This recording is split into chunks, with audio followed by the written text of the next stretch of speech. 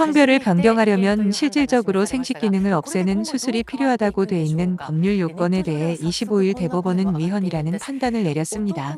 이에 따라 앞으로 어떻게 달라질까요? 또 호적상 성별을 변경하는 것과 목욕탕 등 여성 남성의 공간에 들어가는 것은 다른 이야기입니다. 자세히 해설하겠습니다.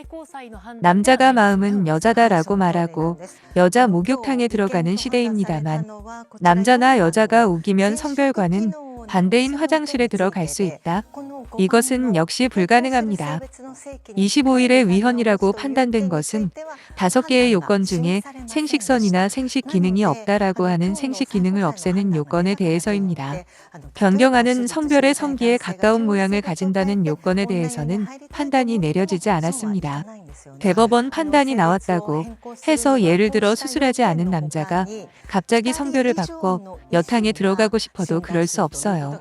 성별을 변경하려면 이런 요건 외에 2명 이상의 의사의 진단이 필요하고 종이 한 장이 아닌 진료 이력 등 상당히 상세한 진단서도 필요합니다. 호적상 성별을 변경하는 것과 목욕탕 등 여성 남성의 공간에 들어가는 것은 별개죠. 대법원에서는 성별에 맞는 외모에 부합되도록 할 것을 요구하는 요건도 위헌이라는 의견을 붙인 재판관도 있었습니다. 단지 공중 목욕탕 등의 풍기는 외관, 외모를 기준으로 하기 때문에 혼란이 생기는 일은 지극히 드물다라고 하는 취지의 의견도 있었습니다. 즉, 목욕탕 등에서는 외모로 판단하고 있기 때문에 만일 외모에 부합되도록 요구하는 요건이 없어도 지금까지와 규칙은 다르지 않다고 하는 것입니다. 스스로도 트랜스젠더로 이 문제를 잘 아는 나카오카 슌 변호사는 외형을 가까이 하는 요건도 위헌, 즉 없앤다고 하면 거기서 처음으로 예를 들면 탈의실 등 여성에 관한 운용의 가이드라인 만들기 등이 필요하게 된다라고 지적하고 있습니다.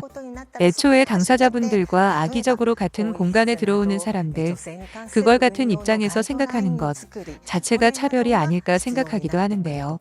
당사자분들은 일상 속에서 이미 불편한 마음을 많이 갖고 있고 게다가 몇백만 원을 들여서 아프고 힘들게 수술해야 하는 지금 상황 정말 힘들 것 같아요.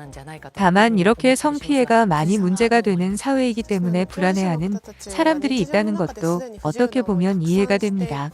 그 어느 쪽도 불안이나 고통이 바탕에 있기 때문에 0이냐 100이냐 혹은 100이냐 흑이냐로 논의해버리기 쉬운 부분이라고 생각합니다만 이번 판결도 생식 기능을 없애는 요건은 위헌이라고 한 다음 외관 요건인 외형을 가까이 할 것을 요구하는 요건은 판단이 되어 있지 않은 것이지요.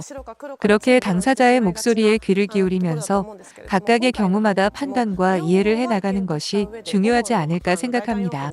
지난번 4년 전에는 합헌 판단이 나왔고 오늘은 위헌이라는 것은 일본 사회가 변화하고 있다는 하나의 판단이 나온 것입니다.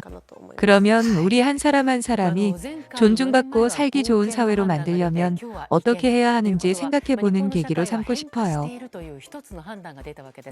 そうすると、じゃあ私たち一人一人が尊重されて生きやすい社会にしていくにはどうしたらいいのか考えるきっかけにしたいです。